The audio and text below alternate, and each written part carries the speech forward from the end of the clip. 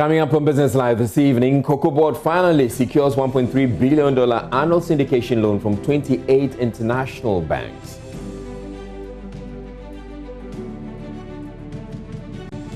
Also, survey reveals border communities hardest hit by COVID-19 pandemic. We'll bring you the details.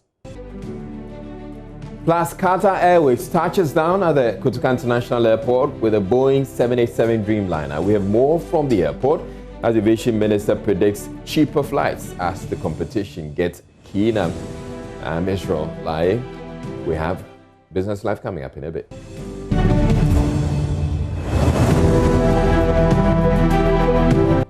Our first story here on Business Live. Customers of collapsed microfinance companies say they have been sidelined in the payment of locked-up funds despite government's directive to the receiver to proceed with payments. Since the directive, the aggrieved members observed that only affected savings and loans customers have so far benefited. The receiver in August this year explained that the delay is because it is unable to access their data, but the leadership of the affected microfinance companies say the development is a ploy to deny them their investments. Prince Appiah has been speaking with their leadership in his father's report.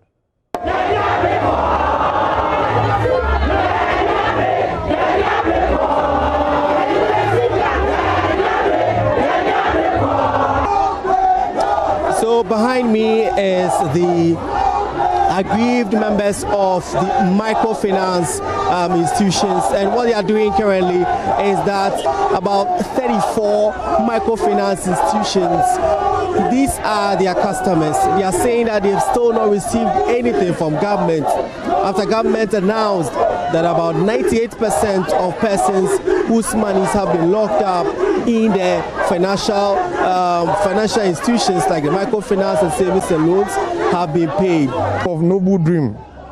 The issue is that since the government gave a directive that all the collapsed microfinance and savings and loans should be paid, our name is part of the list, but it appears the receiver is playing tricks, saying that he doesn't have our data. And believe you me, I don't hold on to the data. The data is with Bank of Ghana, and the CEO of Noble Dream, he's in Accra. So for the receiver to tell us, we have some directors. Some of them are part of this government. We know them. They are trying to play technicalities that they don't have our data. Meanwhile, 2018, they validated us, manual validation. For the receiver to turn around and come and tell us he doesn't have our data, to me, it doesn't hold. So we are appealing to Nana. They are not telling him the truth. They are saying that they've paid 98%. It's not true. You've seen the number of people who are here. A lot of them have not gotten a penny. So we are telling Nanado that the receiver is playing with technicality. He doesn't have our data. Are we the custodians of the data? No. So we are telling him that Nana Nipa, wherever the data is, he should go for it and pay us. We need and the CEO is in Accra. Some board of directors, they are still alive. So if Inyoko is serious, they should go after them. Any institution, the board of directors name and contact is with Bank of Ghana. So what else do you have to say? We don't have our data. We need our money. When did you compile this data you are talking about? Not more than a month. There's a software that you fill online, and our leaders have compiled and submitted to the receiver in Accra. There's a software that you fill online, and our leaders have compiled and submitted to the receiver in Accra. We are all Ghanaians. Some people are being paid. So what about us? Are we not Ghanaians? The charge is even 15 cities. 15 cities. We were more than 900 here. I was number 150. Having done the revalidation up to now, we haven't heard anything. So we have to get ourselves ready. Africa Trust, I want to six that. Na yayere ya nwa tususu me ba ko Jesus na me tususu say me ba ni wi a me de ne ba ko Jesus say me ba ni ni made ma tususu enfie mi ansa oba ba sia me tia wi ma wi ase me todua no pra me ntonam na me pa me ba da ache enso na duru say me ba ni wi school na wasa me ko yi ska na de hwa no na ya to bank nim ma bra me wuti na na so ya sra ne so afia sika ya dai emra wa afia sika me na dia enya dia mato aba me hu fa so bia wa so me ba ti me akọ school me ba ti ma ya class dia anya dia ma ha me ho akoto aba bia Exchange has suspended the listing of Somewood Limited with effect from today. This is because the company has suspended its operations. The suspension may not come as a surprise to many because the firm has been going through some challenges for some time now. This is a reflection of the performance of the share price on the exchange. Charles Nixon Yeboah has more. This will be the third time the exchange is suspending a firm on the Accra Bears. African Champion Industry, Clydestone and Golden Web Limited have all been suspended by the exchange before. In a statement, the exchange said Somewood had communicated its intention of suspending its operations due to the negative impact of the introduction of the new curriculum of the Ghana Education Service. This led to a subsequent obsolescence of its textbook inventories and the stoppage of its book sales operations. The company has therefore filed a suspension of its operations with the Ghana Revenue Authority and the Social Security and National Insurance Trust. Rule 13.4 of the exchange listing rules empowers the Accra Bears to suspend a listing where a listed company has ceased to be an operating company. Earlier, Somewood has informed the exchange of a special resolution passed by its shareholders at its annual general meeting held November 21st last year to voluntarily delist from the exchange. Now, local economies in border communities have suffered the highest dip in economic activities and production due to the outbreak of a coronavirus pandemic. This is the outcome of a local economic tracker survey by the Ghana Statistical Service. According to the government statistician, Professor Samuel Kobna-Enim, although the entire country has experienced some form of impact, communities along the border are the hardest hit. The communities have the highest rate of food prices and lowest production in economic activities, a situation that brought some hardship to indigents during the period. There's more in the following report.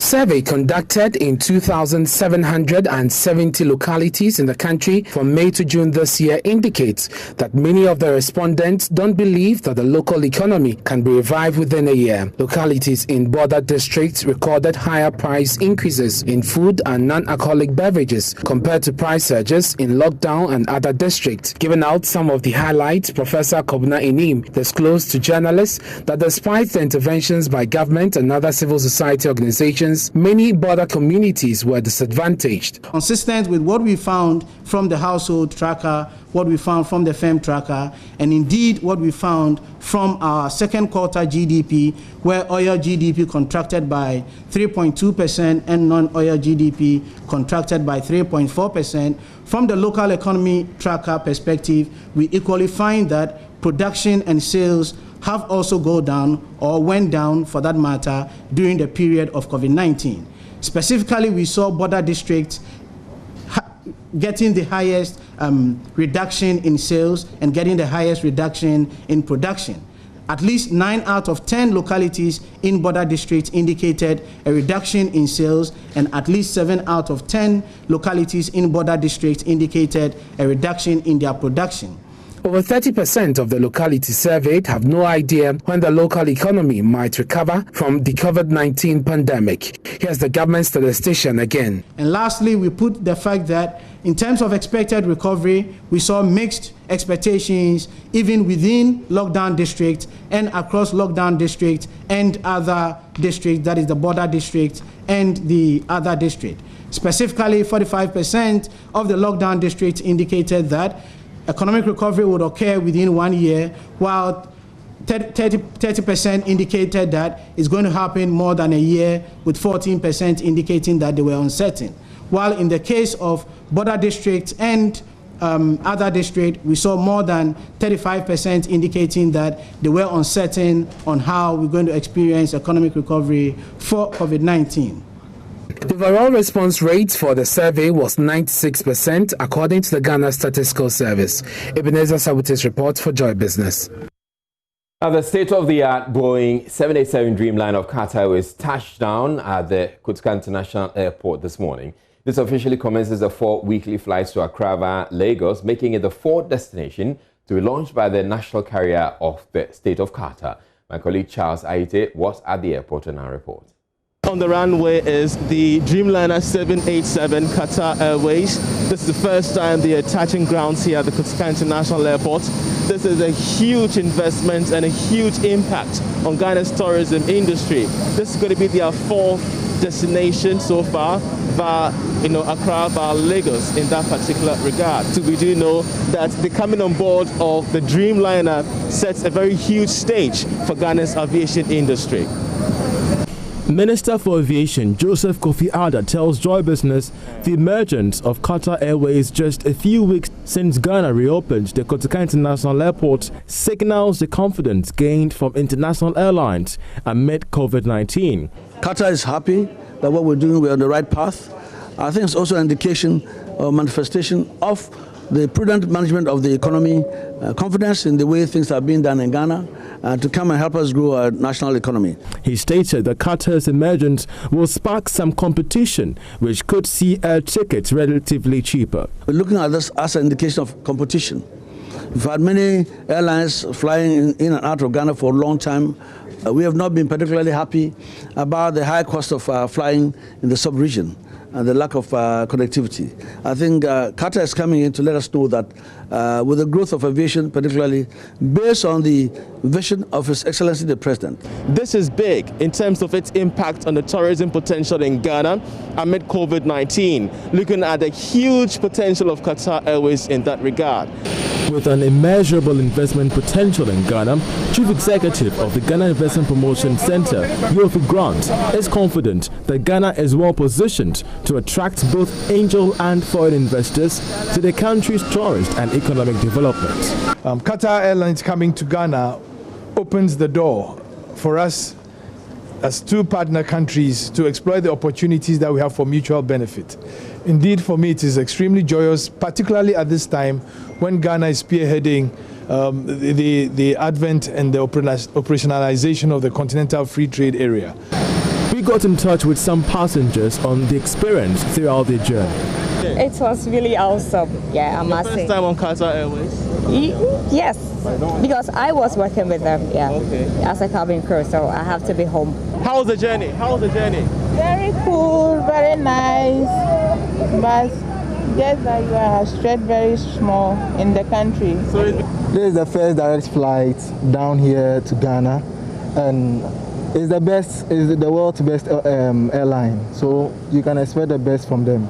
Excited for my other Ghanaians to be able to use the Dreamliner to travel around the world.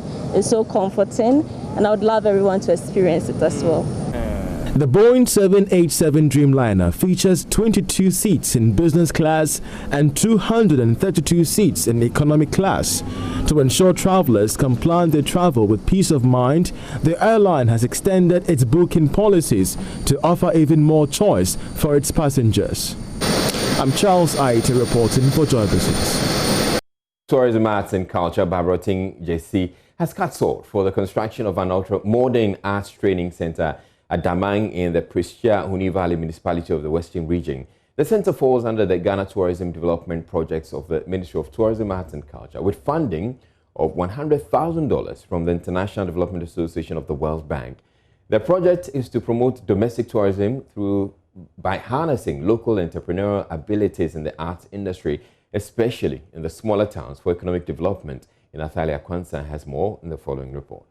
The Arts and Training Center is expected to harness local talents, entrepreneurship, and position Daman as a preferred tourist destination, the Prestia Huni Valley municipality, as part of activities marking this year's national celebration of the World Tourism Day.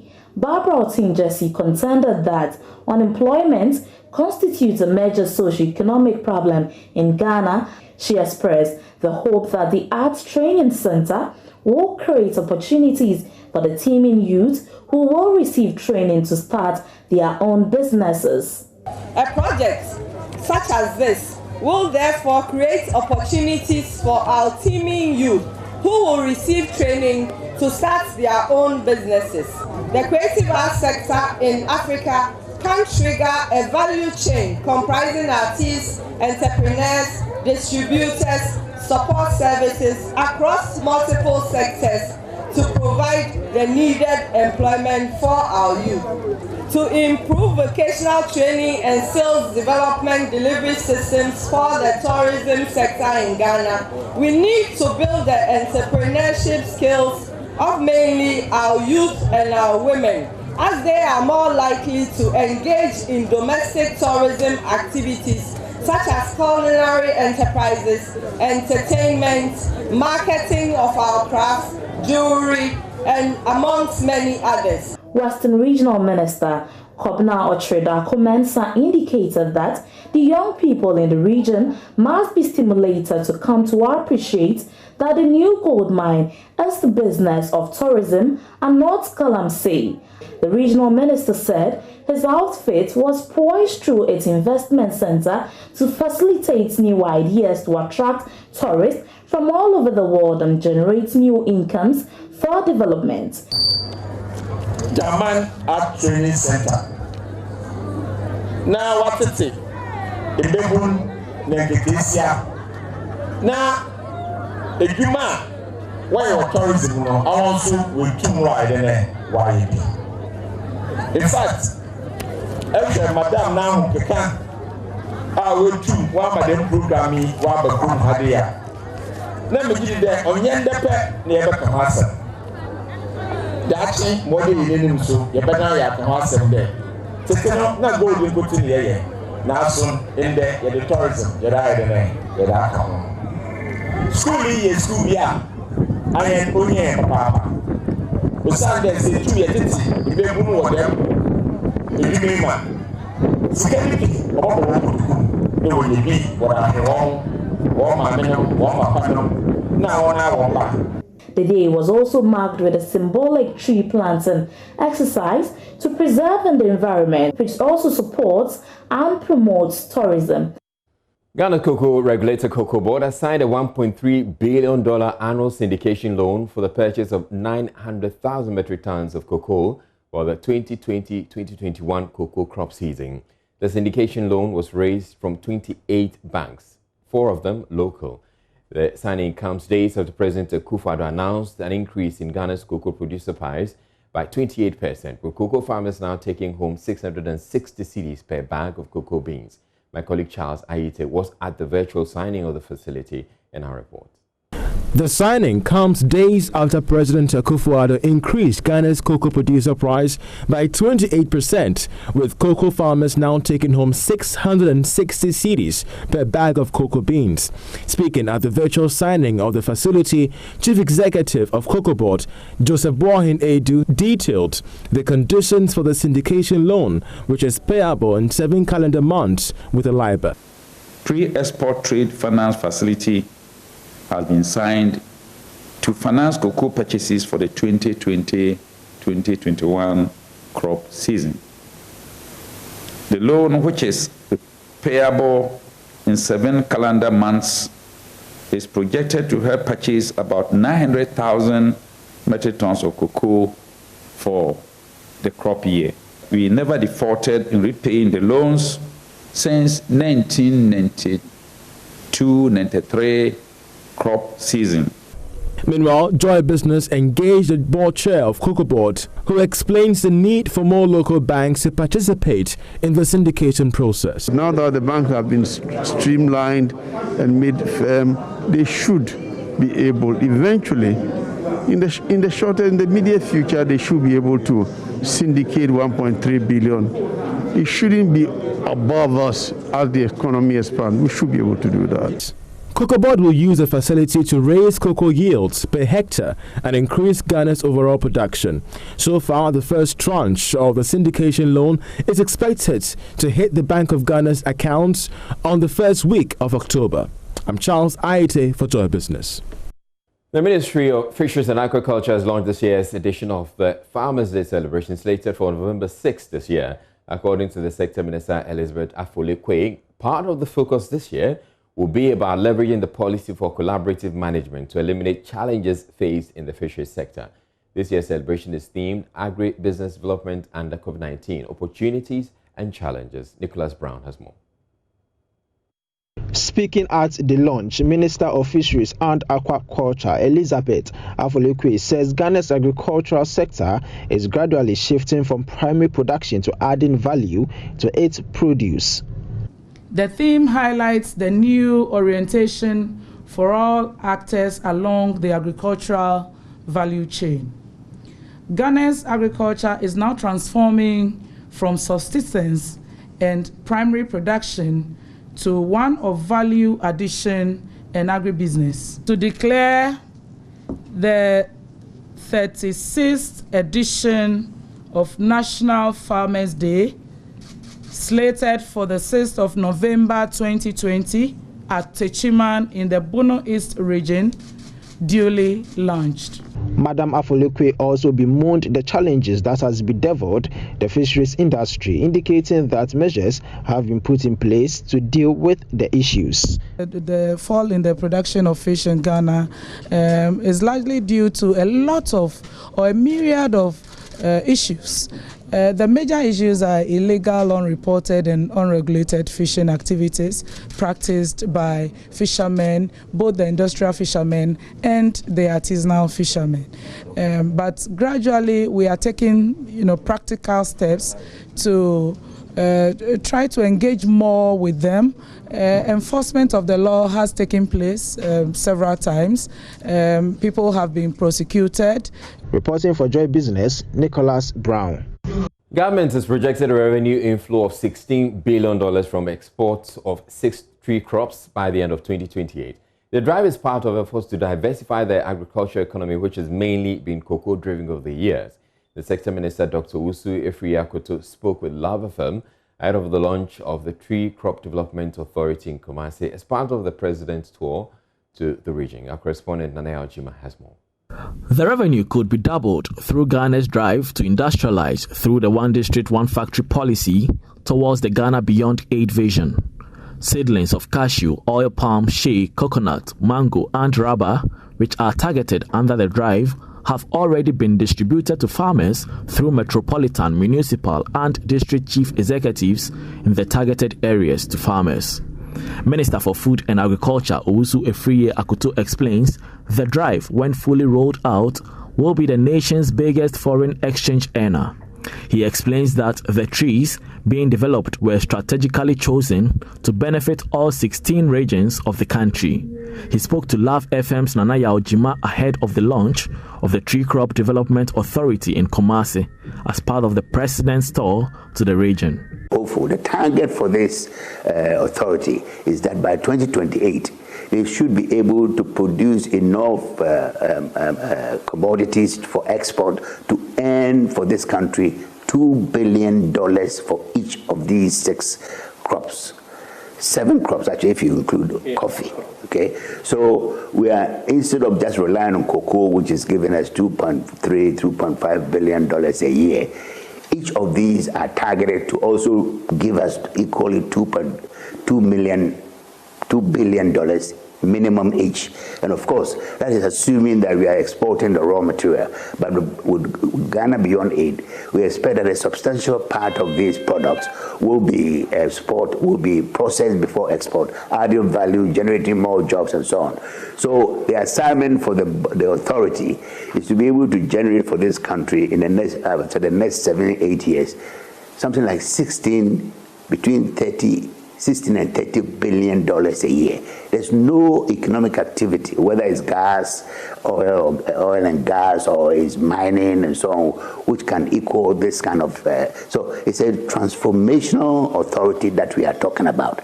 And already we are not people who believe in just building pies in the sky. Already farmers are busily mopping up the seedlings and they are enthusiastically planting them. The authority, which will be private sector led, is expected to regulate the ailing sector, dealing with all issues that border the sector, including pricing. So already it's something that we are doing, but now we have an authority to take over and regulate, license the traders, establish minimum prices for each of these crops, like we do it for cocoa, provide funding for research so that these research institutions can increase their capacities to be able to give more seedlings and so on. The authority is made up of a 29-member board, 4 from each of these value chains for each of the crops: farmers, traders, processors, exporters. They have themselves selected who should represent them on the board. So it's a private sector driven board. There are only 3 government officials on that board. That's a representative from my Ministry of Food and Agriculture, from the Ministry of Trade and Industry, from the Ministry of Finance. That's all. The rest is to be done by the private sector themselves.